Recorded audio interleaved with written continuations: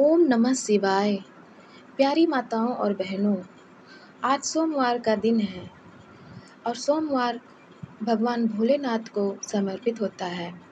भगवान शिव शीघ्र प्रसन्न होने वाले और बहुत ही भोले स्वभाव के माने जाते हैं।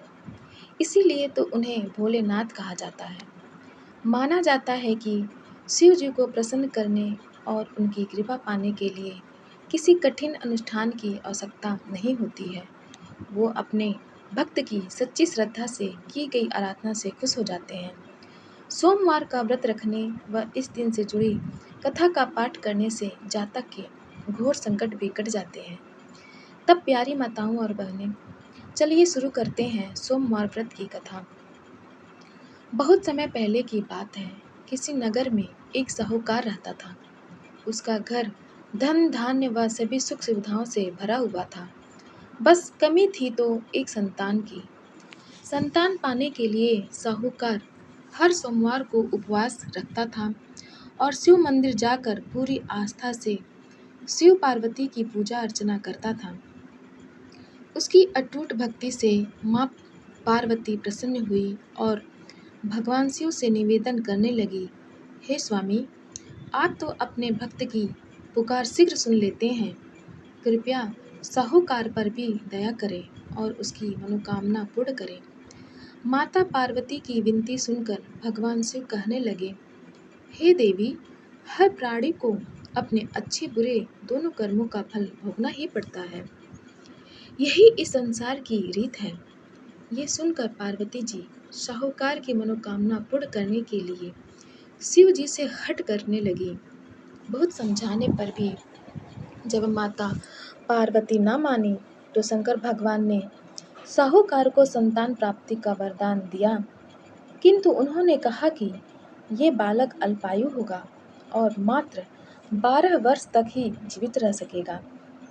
उधर साहूकार भगवान शिव व माता पार्वती की बातें सुन चुका था, इसलिए उसे संतान प्राप्ति का वरदान पाने के बाद भी कोई प्रसन्नता न हुई, किंतु वो अब भी पहले की ही तरह पूरी श्रद्धा से भगवान भोले शंकर की आराधना करता रहा। वरदान पाने की कुछ ही समय बाद साहूकार की पत्नी गर्भवती हुई और 9 महीने बाद एक सुंदर बालक को जन्म दिया। जब बालक 11 वर्ष का हुआ तो साहूकार ने उसके मामा को बुलाकर कहा कि इसे काशी पढ़ने के लिए ले जाओ। तुम लोग रास्ते में यज्ञ व दान पुण्य करते जाना। यह कहकर साहूकार ने उन्हें खूब धन देकर विदा किया। इधर काशी प्रस्थान के बाद मामा भांजे एक गांव से गुजर रहे थे। वहां एक राजकुमारी का विवाह हो रहा था, परंतु राजकुमार एक आंख से काना था। तभी वर के पिता ने साहूकार के बेटे को देखा और उसके मामा से कहा, तुम अपना भांजा कुछ समय के लिए हमें दे दो। विवाह संपन्न हो जाए उसके बाद ले जाना।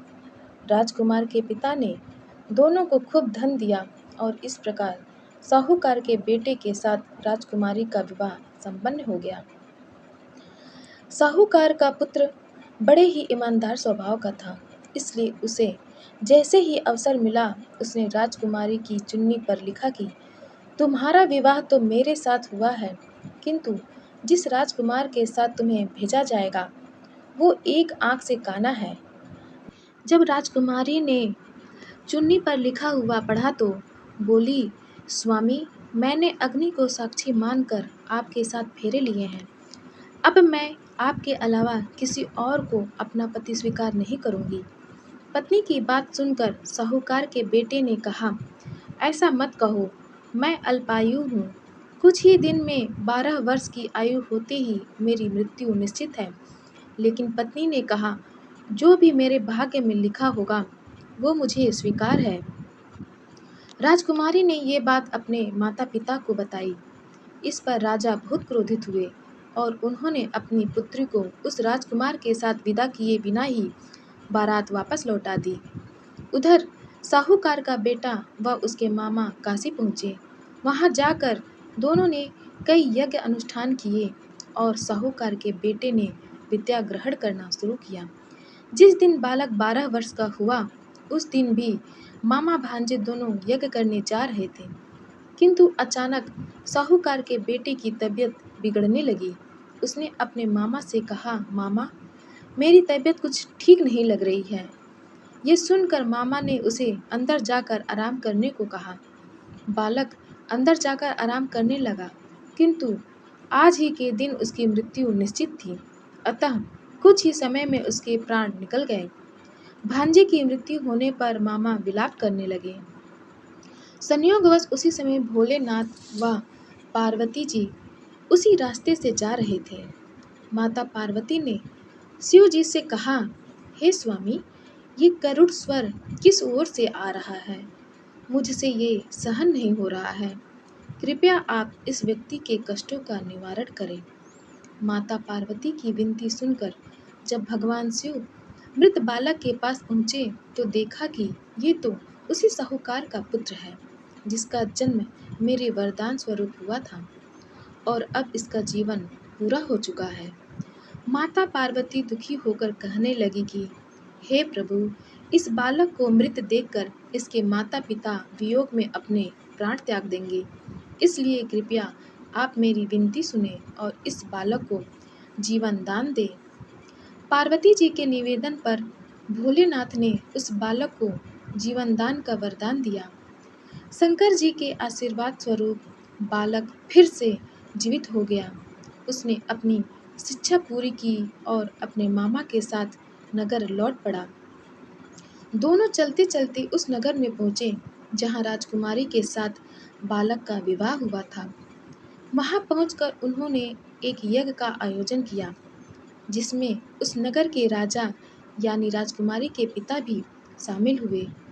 उन्होंने साहूकार के बेटे को देखते ही पहचान लिया और महल में ले जाकर उसका खूब आदर सत्कार किया। इसके बाद राजा ने अपनी पुत्री को बालक के साथ विदा कर दिया।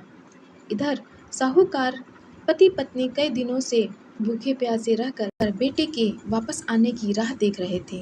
उन्होंने निश्चय किया था कि यदि उनके बेटे की मृत्यु हो जाएगी तो वो भी प्राण त्याग देंगे।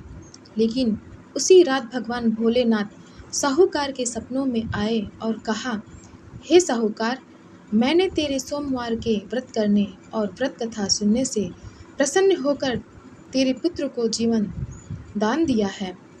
बेटे के जीवित होने का समाचार पाकर दंपति बहुत खुश हुए और भगवान शिव पार्वती को बारंबार प्रणाम किया।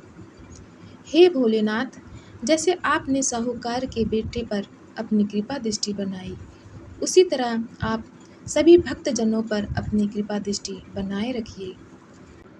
कथा अच्छी लगी हो तब आप हमारे चैनल सनातन कथा संग्रह को लाइक करें, शेयर करें और सब्सक्राइब करें।